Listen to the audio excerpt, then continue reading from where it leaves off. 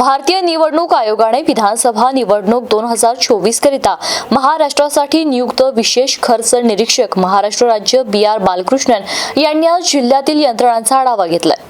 जिल्हाधिकारी कार्यालयात पार पडलेल्या या बैठकीत जिल्हाधिकारी तथा जिल्हा निवडणूक अधिकारी दिलीप स्वामी, पोलीस अधीक्षक डॉक्टर विनयकुमार राठोड, पोलीस आयुक्त प्रवीण पवार, जिल्ह्यासाठी नियुक्त निरीक्षक कोटापट्टी वामशी कृष्णा आणि शोभा सूत्रधार उपस्थित होते। मतदानाच्या दिवसाआधी 3 दिवसात आर्थिक व्यवहारांवर लक्ष ठेवावे, त्यासाठी विविध पातळ्यांवर निरीक्षण ठेवावे, स्थिर पथकांची ठिकाणे बदलत राहावी, जेणेकरून अशा प्रकारे अवैध वाहतूक करणारे पाहणी स्थळे लक्षात घेऊन पर्यायी मार्ग अवलंबण्याची शक्यता गृहीत धरून आपले ठिकाणे बदलत राहावे। शेवटच्या 72 तासात गस्त वाढवा। भरारी पथकांसोबत राज्य राखीव दलाचे जवान देण्यात यावे।